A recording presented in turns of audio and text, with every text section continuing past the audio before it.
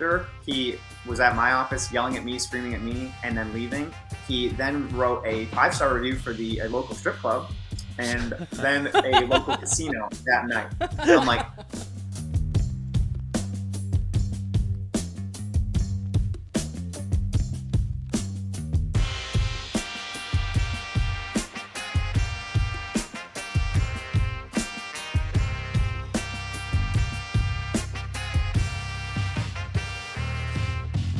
Okay, Alex, so this week we are bringing on a guest for the second time. We brought him on when he first started his practice. It was like a couple months out, and he came on just to tell us like all the shit he was dealing with. But it's been now, he's almost coming up on a year. So we figured we'd bring him back on. He can give us an update on how everything's going and tell us like the new shit he has to deal with and see if we can like work through it with him. Awesome. So Cory, thanks for coming back on. yeah, no, I really appreciate it. Yeah, nice. Well, just to give everyone a refresher, because you should probably then listen to the first episode, right, that we released a few months ago. But you brought a practice you're in Michigan, but you're near Detroit, right? Yep, so Southeast Michigan. So I'm in an area called Dundee, which is about a half hour south of Ann Arbor. Okay, cool. Yep. Nice. And so you had bought a practice from a dentist who had a couple locations and he was dumping this one, right? And then you bought this one from him. And on the last episode, we talked about all like the shit you dealt with that. So I guess first off, has most of that gotten resolved?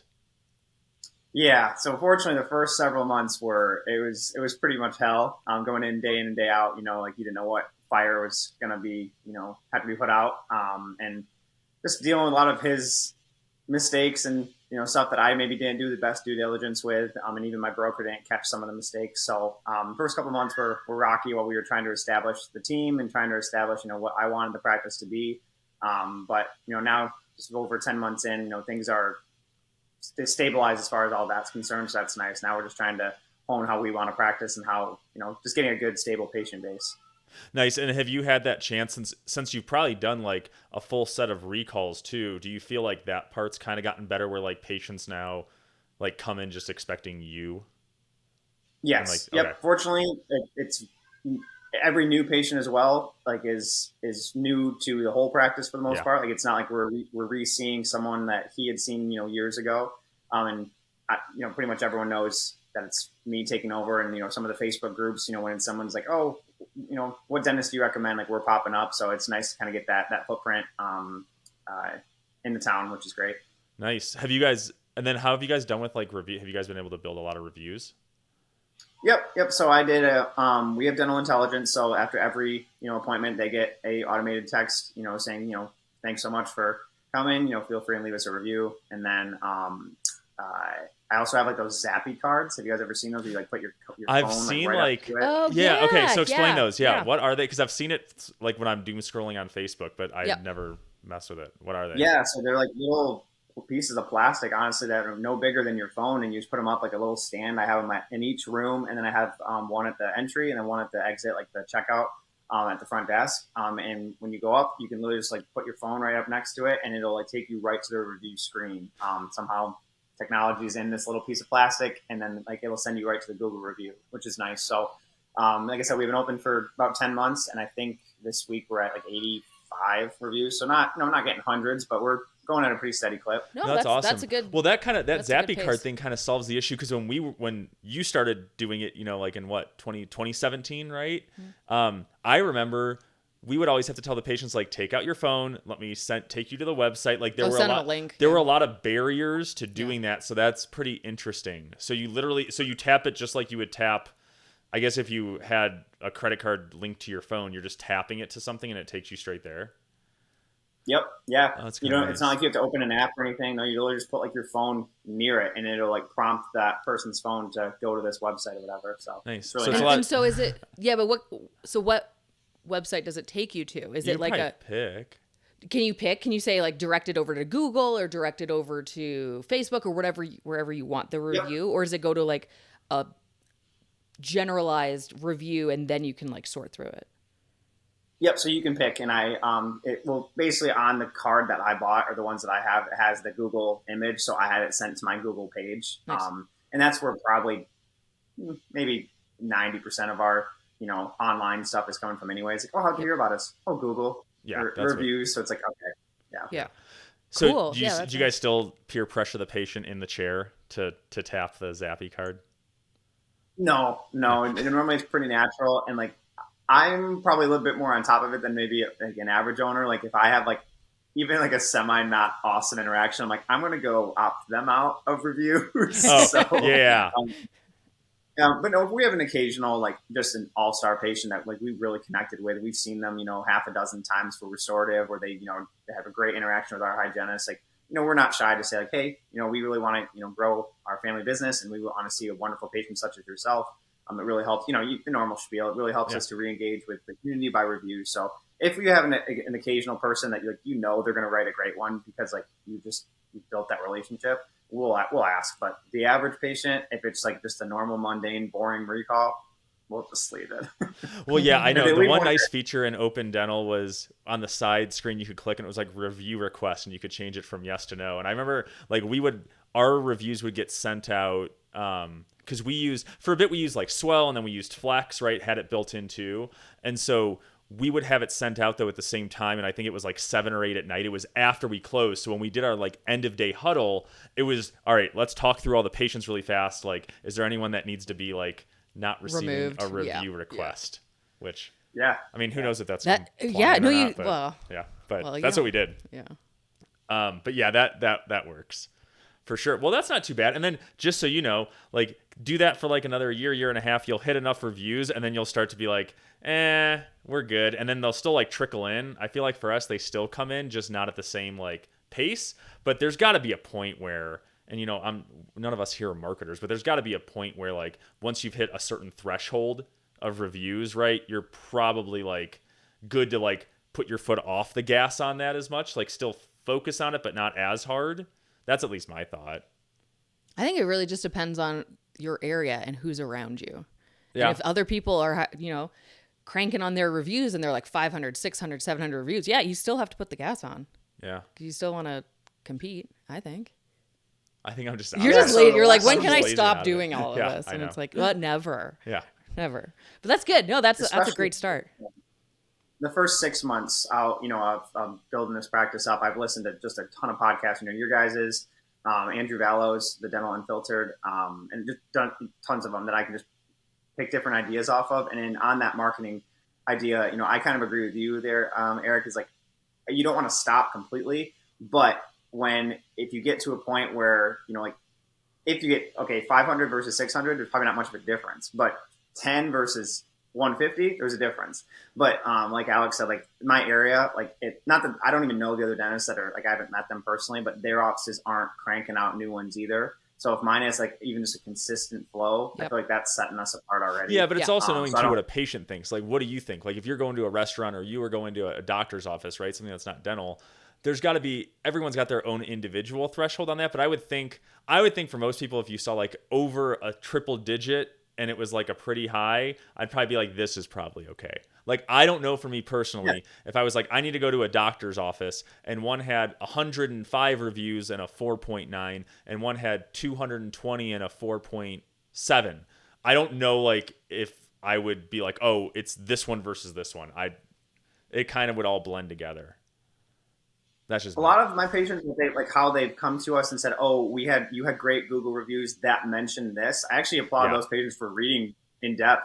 They didn't just say like, "Oh, cool, 5 stars." Like, we don't do anything that's incredibly special. We honestly just listen to patients, which is amazing how other people don't, or at least that's their experience. Where they say, we saw you had great reviews with patients with anxiety. I'm like, yeah.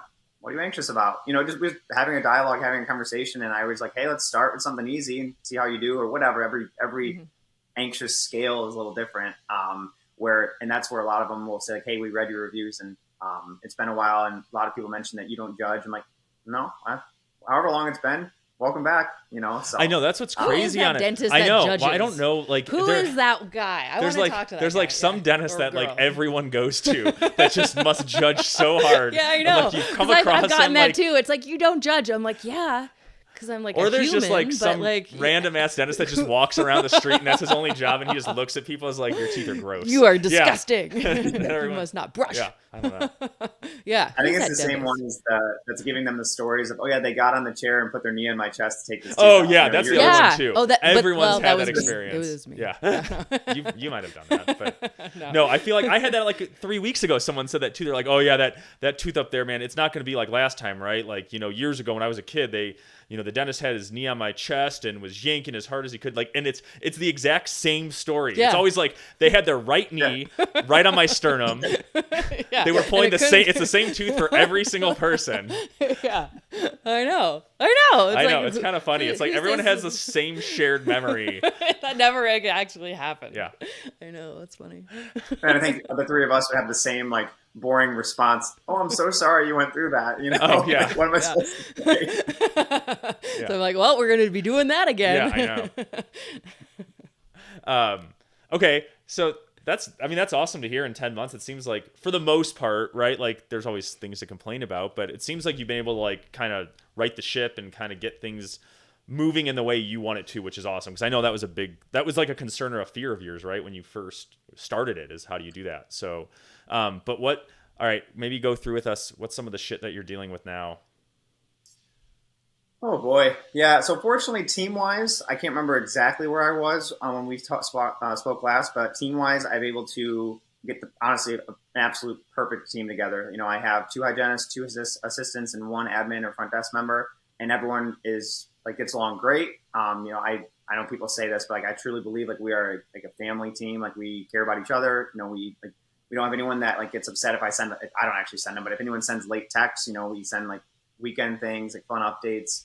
It's definitely not a work environment as much as we're all just trying to get. I always joked we were just trying to get to 5 o'clock together, but we're all going in the same direction. And when I was first chatting with you guys, or at least somewhat after, I had a team member that was just really negative. They just brought everybody down, including myself. Every day I'm just like, what complaint are they going to have today? And it was almost every day where like, Wow. frankly, just bitched all the time. I'm like, okay, this is exhausting. And I didn't realize how much like that one person like factored into everything else. And then once I got like the right team in place, now it's like, I don't have much stress as far as my team, where I know that's kind of an oddity for a lot of, practice owners, where normally it's team stress and hiring and firing and finding the right people. I got none of that. Honestly, my biggest concern is like, if someone like moved on, because like, I don't think I could find someone that fits together as well as we all do. So that's gone, which is great. So now it's more just, like I said at the beginning, like just getting the right patients in, but building a practice where we're frankly eliminating the crazy. We're all going to have some crazy patients, but like the ones that if they're going to treat my hygienist poorly, treat me poorly, or just always complain, it's like, how do we filter those out nicely? How do we like give them the boot? It's like, I don't think that's the right place for you, and just minimizing those. But have you had to do that yet? Have you had any stories of having to get rid of a patient? Yeah, actually. So it's funny. I'll try and make it a little short, but it's a pretty fun story. That I have 2 negative Google reviews, 2 Okay. 1-stars. One of them he's not even a patient. He actually brought his mom in, who was the patient, and she had a lengthier procedure. And you could just tell that like he was pissed that he had to be the driver, because she took prescribed oral sedation medication. So like she needed a driver. Yeah. So you could tell he was just pissed that he was like got the short straw.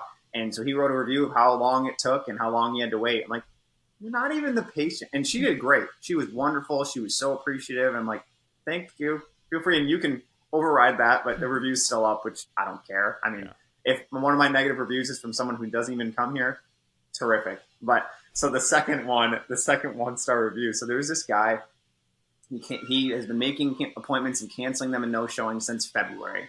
So finally, but he's never come, and I'm just like, whatever. We have a flag on his chart, like he can't make any pre-appointments. Like you're done scheduling in advance. If you call the day of and say, hey, can I come in at 1, and then the schedule's open, fine. I mean, if you don't show up for that appointment, it's not like it was full anyways. That's at least my philosophy. It's like, fine. That's what we did too. No-show the same day appointment. Yeah. That's kind of embarrassing, but whatever. So anyway, the beginning of September, he came in for a crown off. And you're like, the thing's been off since February. Like, this is going to go great, Yeah. you know? So he came in, and it was actually an implant crown off. My assistant came and said, hey, it's actually an implant crown, but it sits back on, you know, the abutment. I was like, oh, okay, great. I'll be in there just a second, you know, and I go in there, and so I try it on, and it fits fine, but the whole abutment is shaken and is loose. And I'm like, ugh. So I told the guy, I'm like, hey, you know, it's actually a little bit more involved than this. I'm like, do you by chance know, like, when you had this placed, where you had this placed? I need to know what kind of implant it is. And he just like rolls his eyes and just drops some F-bombs. And I'm just like, sir, I'm really sorry. Like, I'm just telling you what I see. Like, I'm just meeting you for the first time 5 minutes ago. I'm not trying to make your day harder. I'm just letting you know it's not as simple as just glue it back on. And he goes, well, I don't understand why you can't just glue it back on. I'm like, so I went through the whole rigmarole. I'm like, well, of course it's cement retained. So I'm like, if I wanted to cement it back on and it's still blowing in the breeze, the only way to fix it then is to drill through it, hope to God I get to the access screw, and then screw it back in. I'm like, I'm not doing that. And again, I've never met him. So like, I don't want to take on, like, this is now my problem as soon as I touch this. So I'm like, I'd like to fix it the right way and the easier way for all of us. And once I finally calmed him off the edge of that, I said, I need to do some investigating. Like, where did you get this place? He says he got it placed and done and everything at a office that's like 2 blocks from me. So we call over there, and they go, oh, hey, heads up, just be really careful with this guy. We're like, awesome. Yeah. Like, they basically had to refund him for everything. So they did the abutment and crown. They didn't place the implant. They gave me the oral surgeon who did, so I'll call them in a second. But they said, hey, he complained nonstop to the point where we just refunded him. And then he complained to his insurance so much that the insurance made the practice reimburse the insurance. I'm like, holy cow. So anyway, then I call the oral surgeon off and say, hey, you know, so-and-so's in my chair. Like, I need to know what kind of implant it is. And they're like, oh gosh, we're so sorry you have to deal with him. I'm like, wow.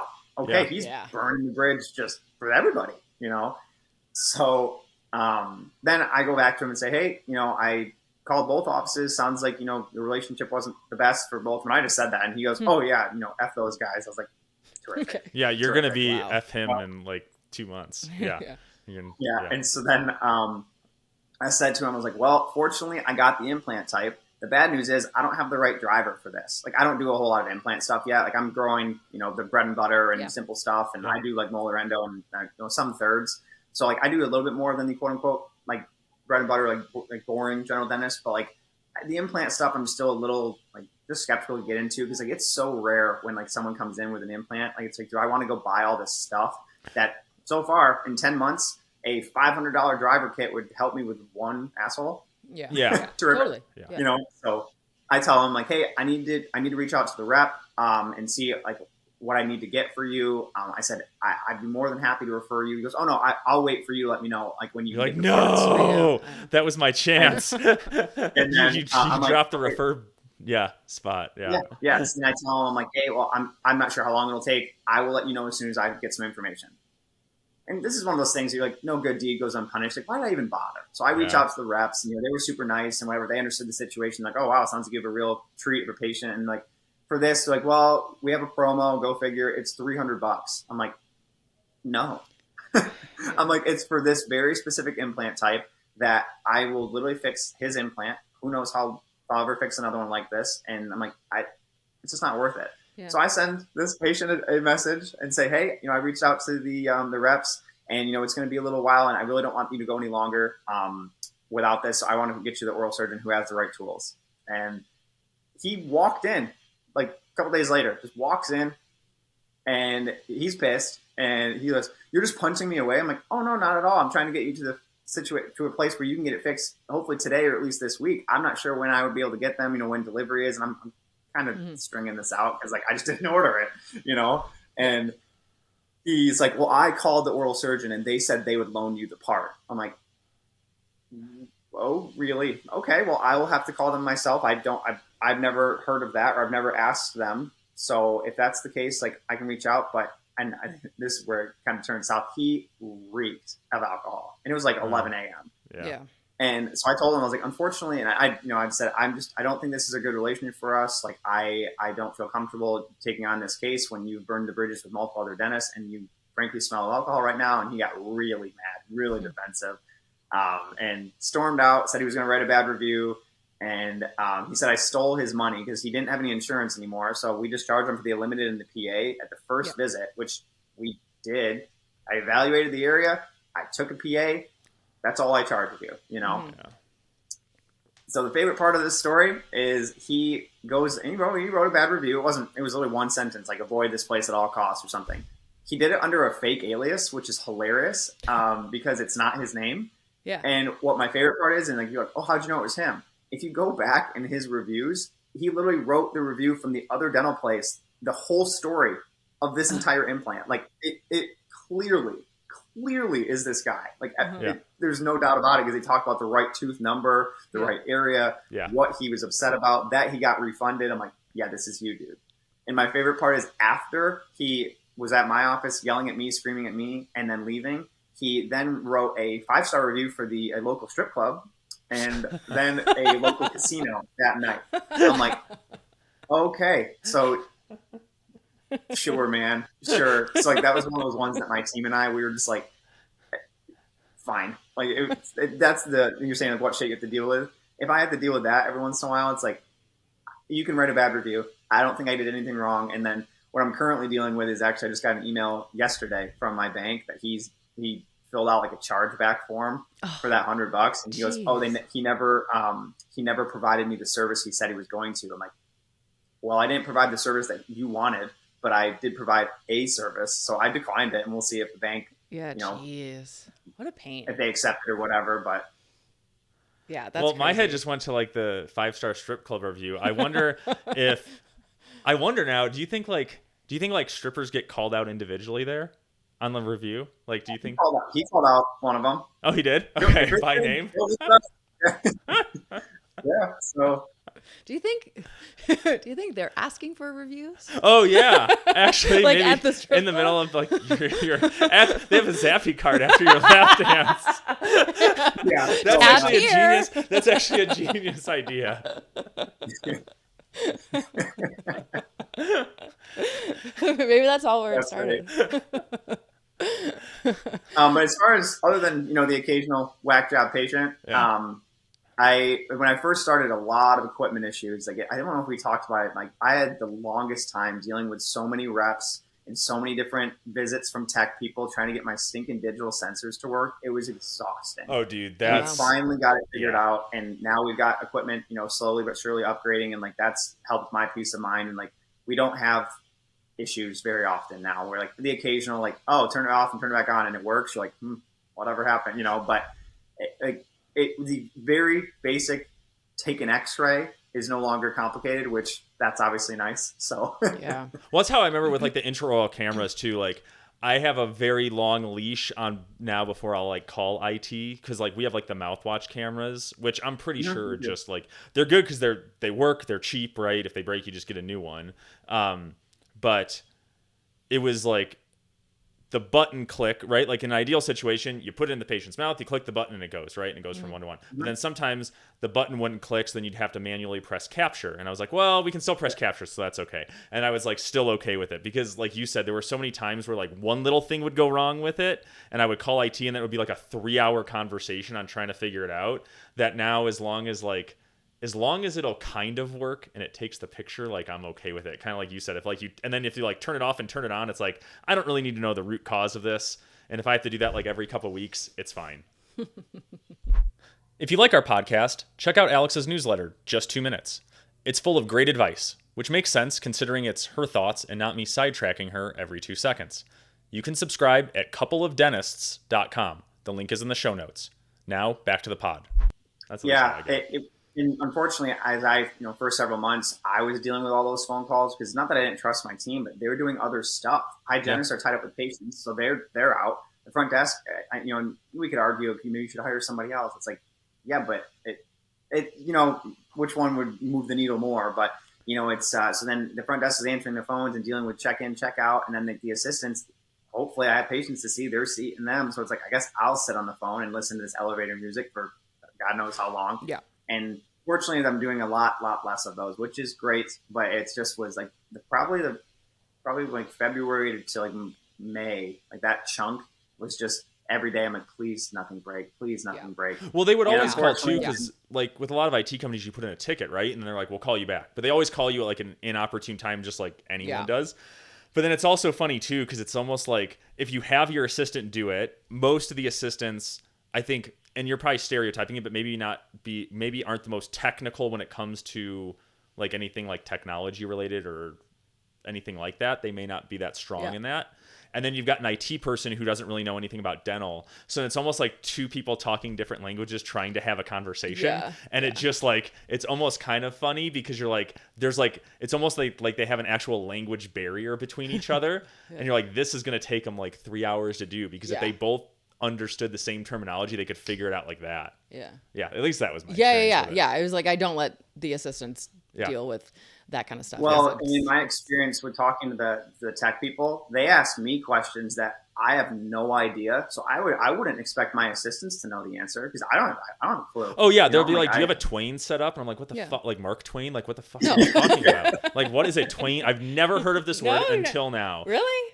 Not until dental. I did not. Well, not until dental. Yeah. No, dental. When they first said that word, I was like, I'm gonna pretend a little bit like I know what this is, but I don't know. I don't know what that is. I was like, it's just a connection. Okay. All I know now is I go to a drop down menu and I go to the one Twain and then it's there. Like that's the most I know about it. But yeah, that is kind of the joke with IT guys, is they will talk very technical to people who have like no technical experience. Yeah, that's true.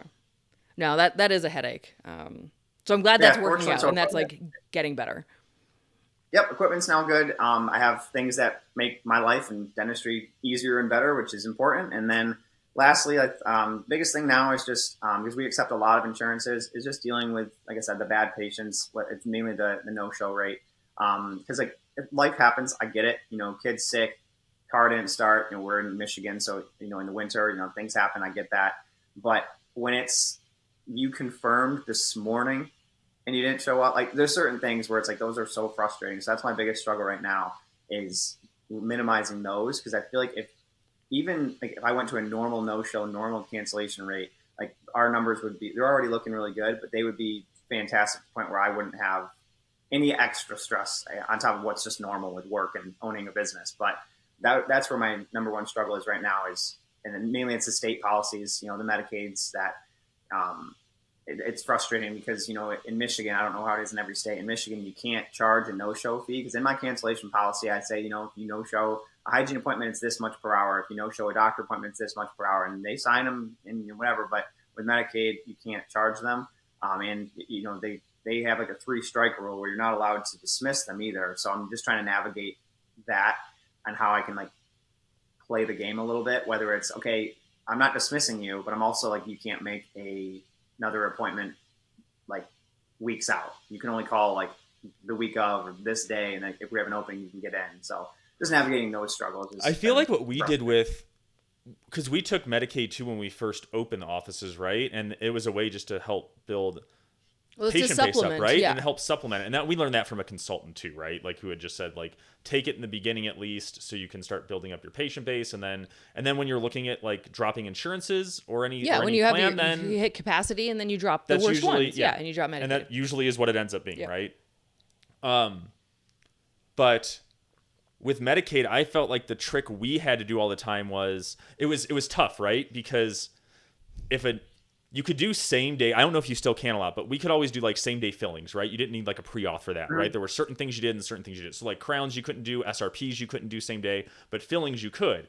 And I think there were a lot of patients who were on Medicaid who had a lot of needs, and a lot of them needed fillings. So there was always that challenge of, man, should I book this new patient out longer because I'm going to try to do same day? Because that's where the ticket is getting a patient in. What do you mean book them out longer? Like say your new patient appointment's 90 minutes. So book them for a longer appointment. Yeah. Like would you ever consider doing that? Or when you were booking them out, you're like, oh, okay, well, we have an extra room we could put them in. I think it was always trying to like, we were able to like play I guess, I don't know if it's really playing the system, but kind of where you're like, let's just do as much as we can today. Yep. Because they don't want to come back for a second appointment. If no-show rates are higher, it's like, I got them in the chair. Let's get them taken care of. And so we really focused in on same day for non-pre-authorized stuff. But then you have higher no-show rates, so like 50% of them aren't even showing up. So that was a challenge. And so I can't remember, did we end up booking Medicaid for just like an hour? Did we almost go I don't the remember opposite? because I only took it for a little bit. And you did kids, didn't you take kids mostly? Because I think in Colorado you could I only did kid Medicaid.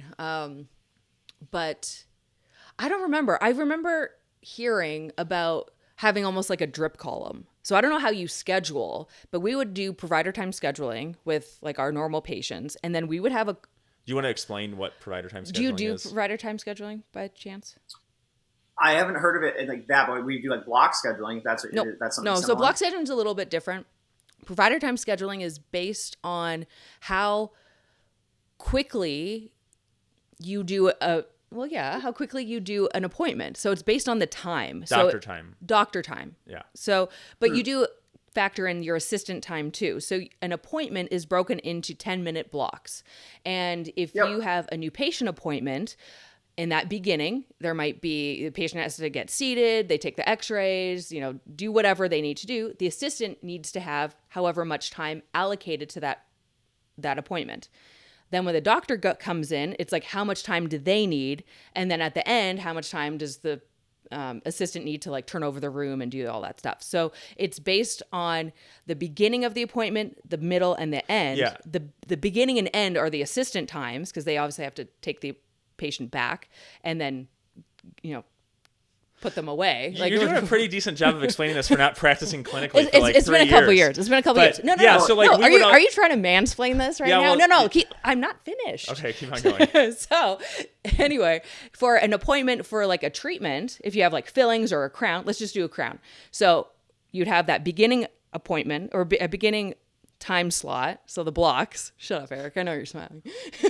Where you'd have like, 10 minutes for the patient to come in, the assistant, do all the stuff, blood pressure, whatever.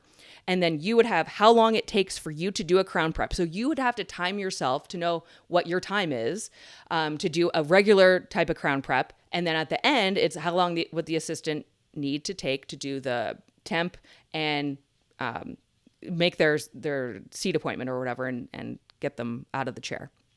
So we would base that on time. So like for a crown prep, it would be like a 10, 20, 30.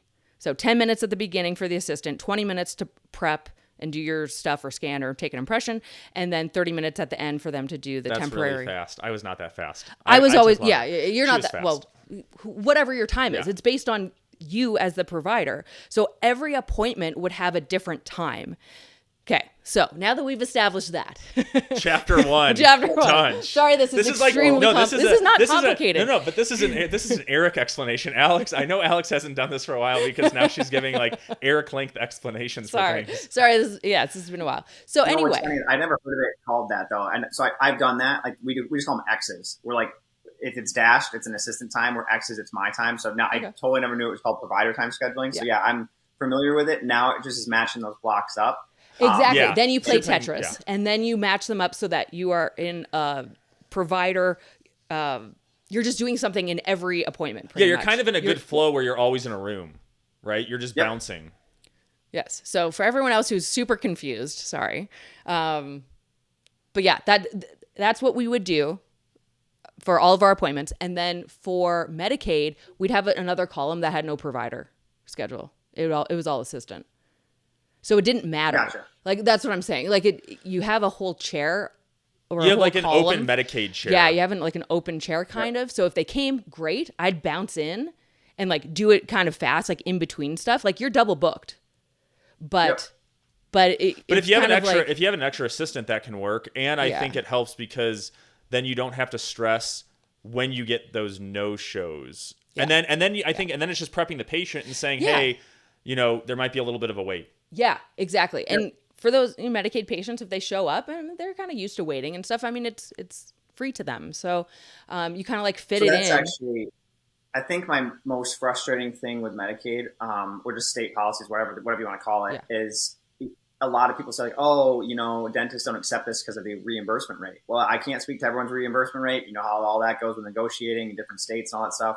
for me, it's the reimbursement rate's fine. I mean, could it be better? Yeah, still could Delta, so could everything. You know, it'd be awesome to be fee for service and everyone pays, but you know, we're unfortunately living in reality here. But when it comes to Medicaid, it has nothing to do with the reimbursement. Why I don't want to take it. I don't want to take it because, and you know, like you said, we're stereotyping or generalizing. On average, it seems the crummier the insurance, the crummier the patient that comes with it.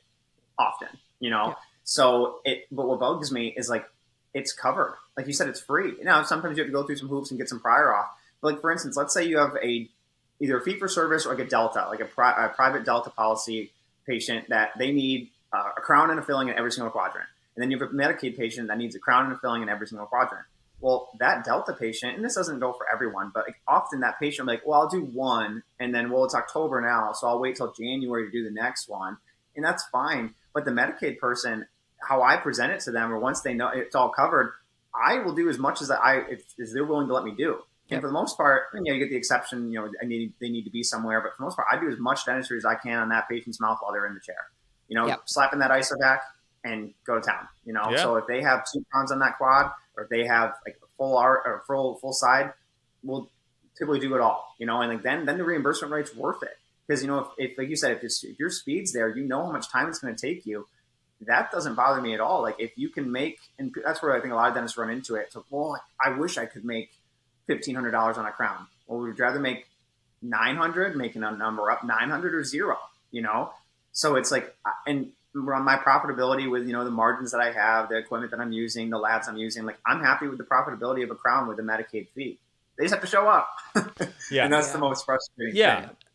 And then it goes back to the capacity thing too, right? So like if you're there, I feel like a lot of dentists too will be like, oh, I'm just fee for service and it's because I had a capacity issue. And it's like, well, is that just because you got busy 3 days a week and that's all you wanted to do? Like if your job was to grow, you could have opened up another day. Do you have another chair to open up? Like I feel like there's a lot of dentists that probably could, like we had some buddies who at some point were doing 7 days a week and they had like 10 chairs. Like at that point, then I could say like start dropping stuff if you're at capacity. Like you are probably at full, like from a physical space, you can't add anymore. And from a time perspective, you can't add anymore. But yeah, I mean, same thing. I didn't like, I honestly, I think the Medicaid rates, at least when we took it a few years back, were better than some of like the Cigna Advantage or the, you know, low Delta ones or some of those like low tier PPO ones. And like you said, you could just, there were more and less hoops to jump through. Like you could do a lot of dentistry really fast. Sometimes they would deny more stuff. So that was like a little bit of a pain in the butt, right? Medicaid. But, and you had to do some work like on calling. But yeah, if you wanted to just crank stuff out, you could have a day where you're like, my day sucks production wise. And then if you had a couple Medicaid patients in who needed a lot of same day stuff, you could double, triple your production for the day pretty easily. So like that was nice in the beginning for sure. But yeah. So I know you said like the issue is cancellations. Like what are you currently doing and what have you tried to do to solve it?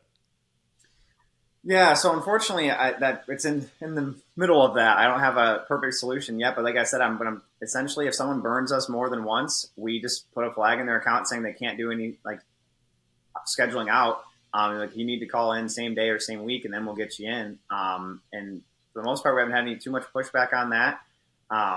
And which has been good. But the nice thing is, like you were saying, like how do we expand? Where like I think that's another struggle of mine right now is do I add a day? Do I cut insurance? What would I rather do? Like if I could have, we're open 3 days a week right now. Would I rather work 3.5, 4 days a week, taking all these insurances because we're growing, or cut and still be dense on those 3 days? The problem is it's kind of hard to evaluate it when, the schedule's full on Monday and then some, Swiss cheese happens and you have cancellations or things fall out where it's like, well, are we full? Because like what I want to do is essentially like establish like, I don't want to reach capacity to the point where you hear this all the time. You don't want to have a patient get pissed off because they can't get in for their routine cleaning for months and they get mad at you that it's your fault. Well, I want to create somewhat of a standard that like, no, like your appointment is important to us, but we want it to be important to you too. So if you cancel or no show, that comes with a cost. That comes with a negative, you know what I mean? Like now you're gonna have to wait. You're gonna be pushed back a couple months. So like, how badly do you need, or do you want to cancel this or not show up to it? I want to create that almost like appointment scarcity, but also you don't want to be too inaccessible to an emergency. You know, their face is swollen and they need a root canal, they need an extraction. Be like, oh, well, we're booked. But I want to create like that ASAP list. We're like, oh, you know, hey, Joe filled out of the schedule at 3 and it's 9 a.m. Let's call this ASAP list and like establish that. But getting that going is tricky, I guess, or it's harder to like to start. But we're getting there. I mean, better than we were, 10 months ago with it. But so I don't have any like perfect solutions for the patients that burn us. But for the most part, like we haven't been able to, 3 strikes and you're gone, see ya. But the sad thing is often when it comes up with like kids or like, families with like they're under 18, it's like, oh gosh, now I have to report this. Or like you like tell them like, hey, we're mandated reporters. Like you gotta get in. Cause I see a lot of young individuals that like, it's not just like, oh, a small occlusal. No, it's they already need root canals. They already need extractions. And if you let that go, it's going to get worse. So it's a lot, and I feel like when you take Medicaid, you see a different group than a fee-for-service practice would. Yeah. And I mean, there's definitely something tied to the fact that if you're on Medicaid, you don't have to pay for anything, right? Because we almost built out, which we found no-show rates decreasing when we made patients like put a deposit down, right, to schedule an appointment, because now they have a perceived like they've paid something towards that, so they feel more latched on to coming to that appointment, right? Because people don't want to let other people down, right? So like I've already paid, or it's like I've already paid like $100 towards my fillings, right? Like I need to come in.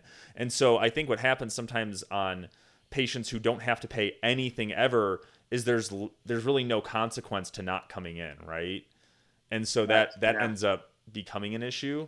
And there's really no way to do that, right? Like you can't make. Well, actually, I just saw that, and I'm doing.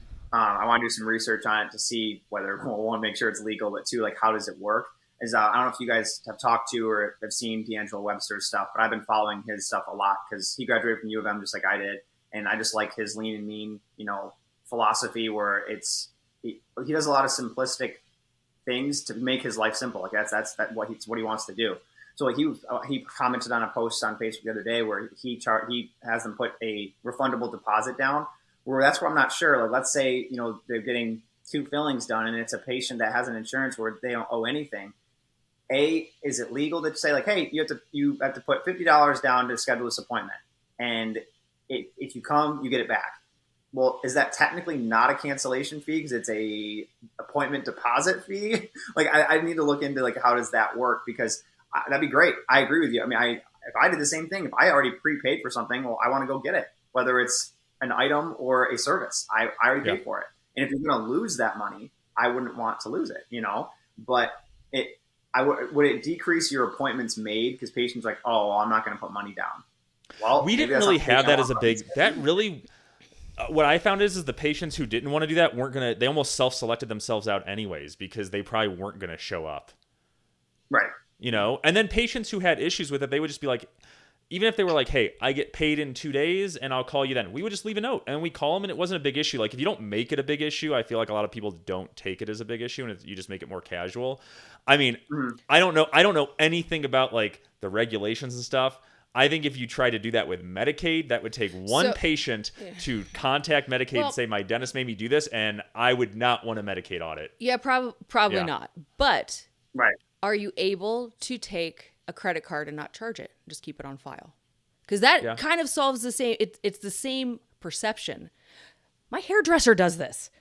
I'm just gonna. Can I have your card? I'm not gonna charge it, but if you don't show up, and you wouldn't do this with Medicaid, obviously, because you aren't able to. But if you don't show up, there could be a charge, or there will be a charge if you don't show up. We just need 24 hours notice. Just give us a call, and they take my credit card, and it's on file, and they don't charge it, but.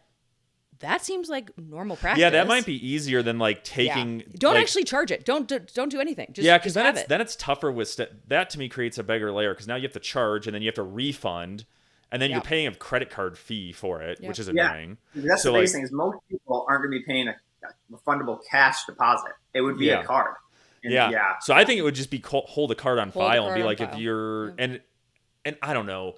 But that's for different. So like, hold on. I was gonna say though, but we've had policies before too, where like, if I could go back and do it again, I don't think if I created a system, like say for this, right? Like, we'll hold your credit card on file to schedule an appointment. I don't think I would create though a lot of exceptions. Because I think back in the day, you're like, okay, well, if it's an appointment over $500, right? Or if it's an appointment that's over an hour and a half. But then when you start doing that, it adds layers of complexity. I think it would be a lot easier to just be like, anyone making an appointment that's not a recall, say, or even if it is a recall, something that anything you would charge for, you just say, we keep your card on file, and you just do it for everyone. It makes it a lot easier. Well, the thing is too, for any treatment, I don't know if you do this differently, but everyone pays beforehand. It has to be something. You don't get on my schedule unless you've paid something. Now, that's not Medicaid, so that is different. So I don't know what everyone else is talking about, like genius way of just charging before. It's like, that's what we've done forever, is you have to pay something. Half now, half later. You start your payment plan. We charge you today. You don't get on my books unless you pay something. And everyone was fine with that. Yeah, it was not as big of a barrier that's been as around we for thought. years, and like people have been doing that for a very long time. Yeah. Now when it comes to like recalls and stuff, like that's really hard to charge someone, because they're really, usually with most insurance there isn't a payment, like there isn't. Well, a that's fee. why you just and that's why file. Keep your card on file. Yeah. So I think those are kind of the set rules. And that's at least how it was kind of with I don't know. us. Maybe try that, see if that works. I don't know. Yeah, fortunately, like I said, when the non-Medicaids or non-state policies, like the no-show or cancellation rate is, I call it normal. Like, in the practice I came from on the west side of the state, like the no-shows or like late cancellations, whatever, like, again, life does happen. It was few and far between. Now, did it happen? And every time it did, were you annoyed? Yeah, but it was to the point where you're like, oh, I guess I can go do something else. If it happens every day, you're like, okay, this is exhausting. This is annoying. Like, because anything about all the time it takes to set up, to get ready, to prepare for the appointment, to whatever, and then they don't show. So if the Medicaid is the main issue, and okay, if someone that's listening to this podcast is like, oh, simple solution, drop Medicaid. Okay, like you can. Well, that was going to be my next question with you too. Like, what percentage, like, of your new patients that come in, what percentage ends up being Medicaid? Honestly, probably about 50%. Yeah. Right now, and like that's where it's like, and it's my concern or my irritation, like I said at the beginning of this part of our chat, is like, it's not that it's not profitable, at least the way I'm operating, the way I am doing it. We're not some super insane aesthetic boutique office where my cosmetic lab is more than the crown I'm charging. No, like we're doing normal, good bread and butter dentistry, where it's like, that's what these patients are looking for anyways. It's a blue collar town. If anything, it's not even blue collar. That's they're dressing up if they're wearing a blue collar. You know what I mean? Like, it's just not. Yeah. It's not a fancy place, which is fine. But so I feel like I can be successful with it. I wish there was some enforceable thing that whether Medicaid let me do, or you could. It makes it, just like you said, that holds them accountable. It gives them a reason to, like, frankly, respect your time, respect like the business aspect of it. It's not like I dislike them as people. It's like, no, but if you're burning me, my team, like I still have to pay my hygienist that you just didn't show up for. We all know Eric wants more friends. If you're enjoying this episode, share the podcast and then tell them to DM Eric so he can hit his quota of 1 new friend per day. Now back to the episode. Well, then I wonder then if you do something like Alex was saying, where you then don't have to like open up more days or more hours. Maybe you just you hire like one more assistant and they run like a drip column that's just a Medicaid one. And like your hygienists aren't even doing Medicaid cleanings. Like, you're doing that. Like, and if there's time for it. Right. And that's kind of like, instead of like your emergency column, right? Like a lot of people we always had like an extra chair that was like an emergency. Your same day, like it was kind of like your same days, your emergencies. So, because we always said yes to an emergency. Like, absolutely. Yeah. Like, that was our policy. So we always had a column that was like ready to go. You can throw things in there. Those are like, for us, it was non-provider time. So anything that had no X's, I guess. So it was like crown seats would be in there, like impressions, like non-productive. Yeah, well, some of them were productive, but like non-provider time, and just throw those in there.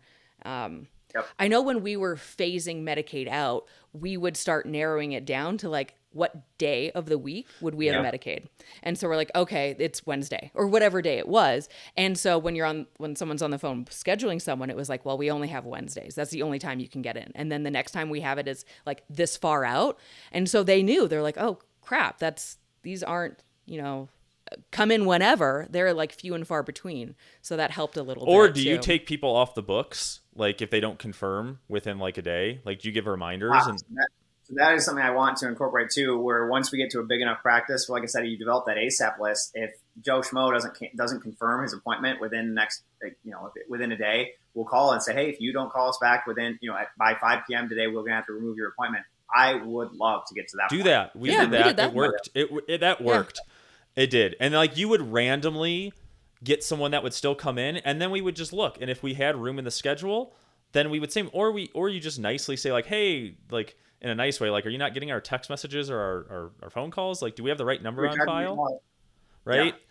So maybe that might not be a bad first step too, is just doing that and building in a policy. Because I think we would bug the shit out of patients, right? It was like an email a week before. Then like if they confirmed it was fine. Then it was like a text reminder like 3 days before. Then a text reminder a day before. And we had stuff. What's funny is we'll get the occasional patient that'll complain about that. You guys just send me so many messages. And it's like, sir, you're not the person I'm sending 15 things for. You confirmed the first time. Thank you. So then you only got like 3 and they were just reminders. Yeah. It's the person that, like I said, literally got a text this morning.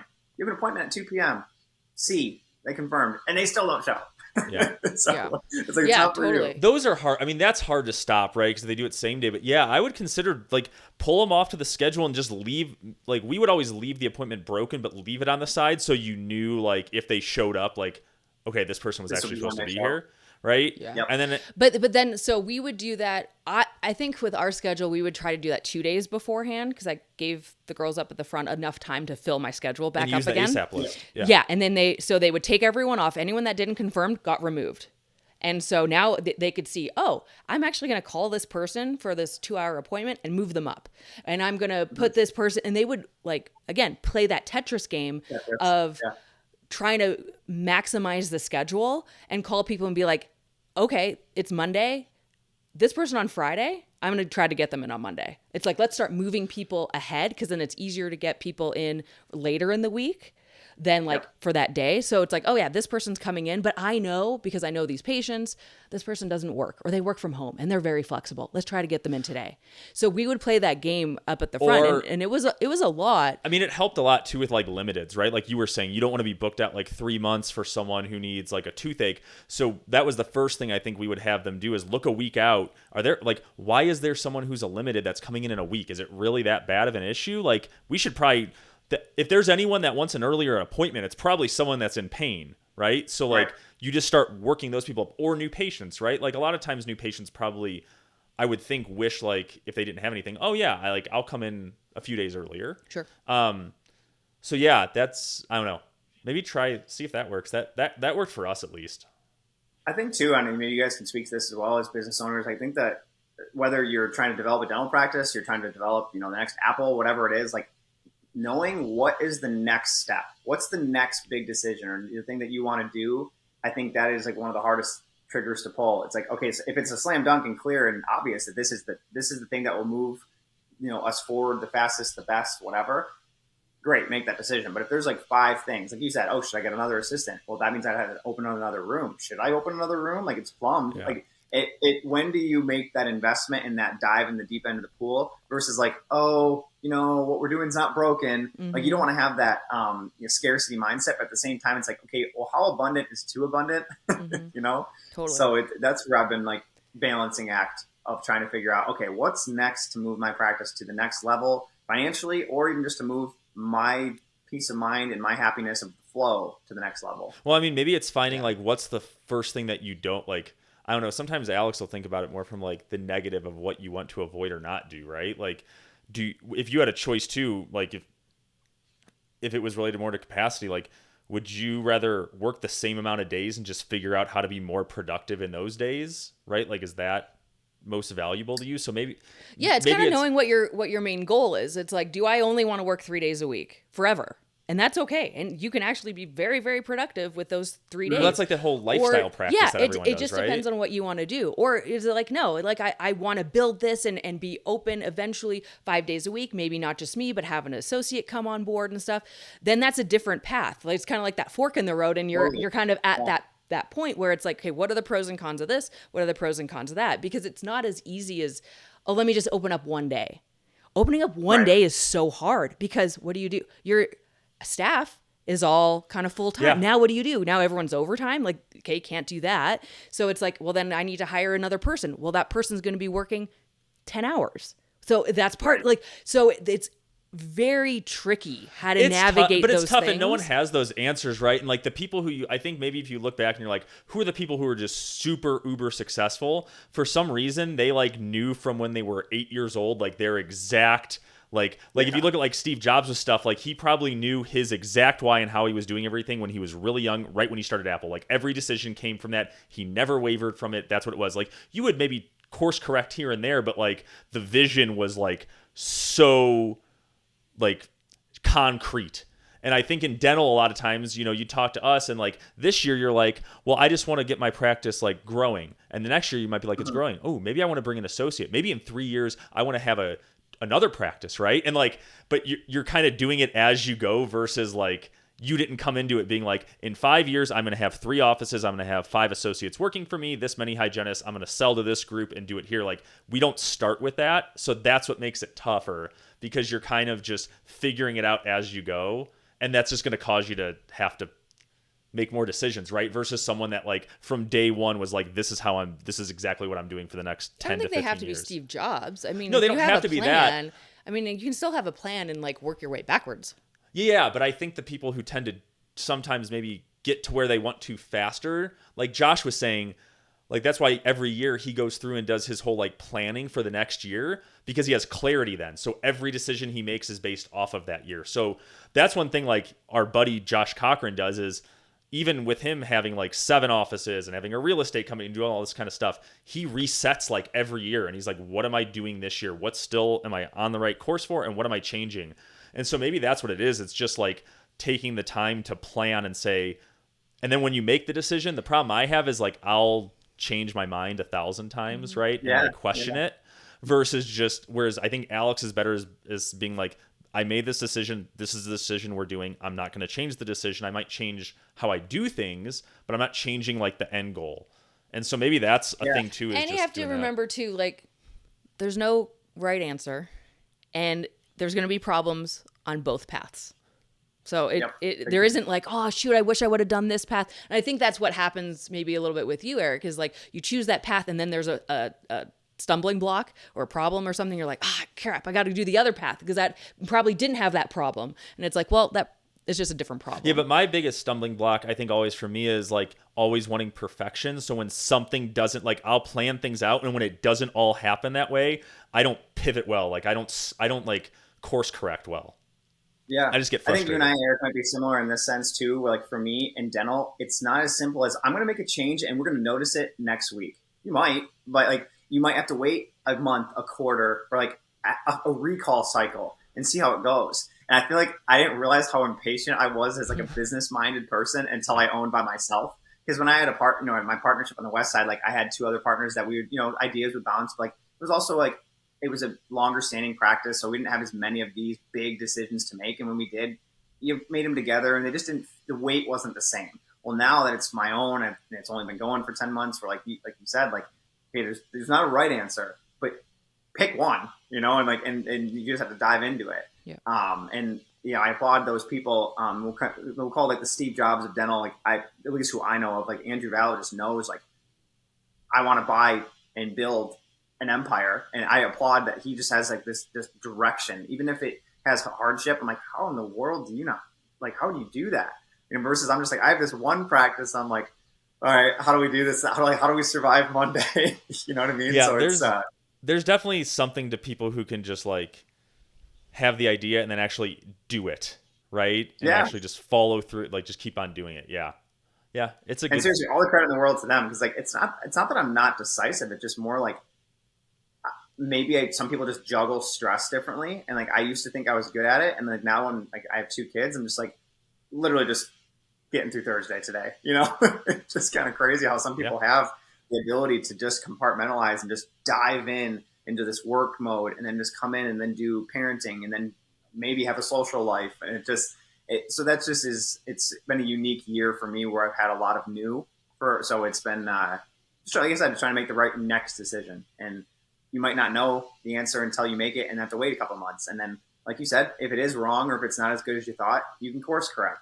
But I think for Eric and I were just like, but I don't want to course correct. I just want to Yeah. have a smooth path. No, but I spent all this time doing this so it better work, right? Like, I think that is the biggest thing, is like just being okay with like failing over and over. And it's not even failing. Again. It's just, I think you're right. It's more on like the patience thing. It's like when you're like, okay, I'm going to hire another hygienist. Well, that hygienist is not going to be busy right at the beginning. Mm-hmm. You have to be patient, and you have to wait, and you have to build up that, the new patients that are coming in. So then it's like, okay, well then taking a step back from that, it's okay, how's my marketing doing? Like, so I think it's find your goal, list it all out, and then like step by step go but back. That's what like Alex likes doing, right? Like she likes looking at a problem and being like, there's 50 steps. I like doing those. Mm-hmm. I like it where it's like there's one problem and it's just one solution. Like I'm not as good at like you just said, your brain already went into like, I'm going to hire a hygienist. Now I have to get more new patients. Okay, now that means I have to look at my marketing. Now do I have to spend more in Google Ads? Now do I have to take a new insurance to do that? And like that, like just leads to immediate stress for me. Yeah. Like, I don't know if that's how you are, Cory, but like that just leads to like anxiety. Whereas I think Alex, you might see it as more of like another problem. What were you saying? I said, I think that's when you and I are like, can we just go do a 30 buckle pit and call it good? Yeah, exactly. Right. Like that. Yeah. But yeah, no, we should, well, I'm glad to hear that things like are progressing, right? Like as much as, like you said, we complain about stuff, or you might say you bitch about things, like you're still like grateful for where you're at. You still feel like, like you've made a good decision. Your practice is doing well, right? It's a lot of stress, but at least it's not, it's not like you're failing and you're like about to go bankrupt on anything, right? Like it's still working. No, and that's where I've been very, very thankful and very lucky that my wife and I have been able to chat about it on a weekly basis, and she keeps me grounded, where it's like all the numbers like are factually telling me like, breathe, chill out, you're fine. But then sometimes you get in your own head of like, that next step, like you gotta make sure it's still going. But it's like, okay, well, how about we just try and focus on today, where it's like literally all the bills in my personal life are beyond paid, all the bills in the business are beyond paid. So it's like, what are you worried about? So it's just tough when, let's say you have two big bills, due for the practice, and your cash flow goes down by this much. Like, oh my gosh, oh my goodness, and you're like, relax. Like the insurance payments are coming in. It's tough to not overreact on a small time frame versus like you got to look at it in a quarter. Like, oh, this quarter was the exact same, if not better, than last quarter. So it's like all good. So yeah, it's easy to spiral. I can spiral pretty fast, right? Because then you can just go into like, oh, I didn't get paid for this insurance, and then you read a post where they're like, Delta's not paying late, and you're like, oh god, if I don't get paid for Delta, that's 50% of my patients. Now I'm not going to have this much money. And then that's just like your mind going and wandering, which it's easy to do. It's scary because a lot of people, you take a big loan out on a practice, there's big stakes, right? Like it's not like a little man's game in it, right? Like there's a lot of things that could happen. So it's easy to then focus on the negative. Whereas, like you said, you should just, if you were thinking about it logically and like with a clear lens, you'd be like, it's actually okay.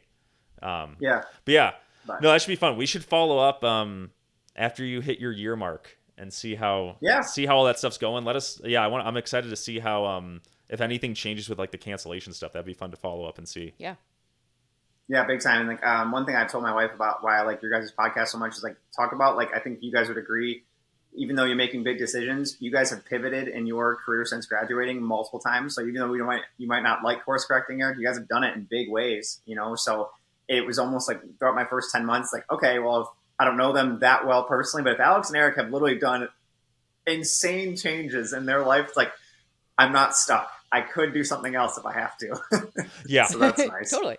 Yeah. I mean, like that would be fun one day just to spend like a couple hours and go through like what was your plan when you got out of dental school to where it is now. And it's like like you feel like you're still going up, but like, it's not like a straight road up, right? It's just constant circles going up, going down, all that kind of crap. Yep. But I think we also like a little bit of like the rush and the chaos of it. There might be like a little bit of a problem with like needing like adrenaline rushes. And like we have a problem. Apparently. Yeah. Yes. Like I like that. It, so. Yeah. Well, thanks. Okay. Well, yeah, cool. Yeah. We'll follow up then in a few months and see how everything's going.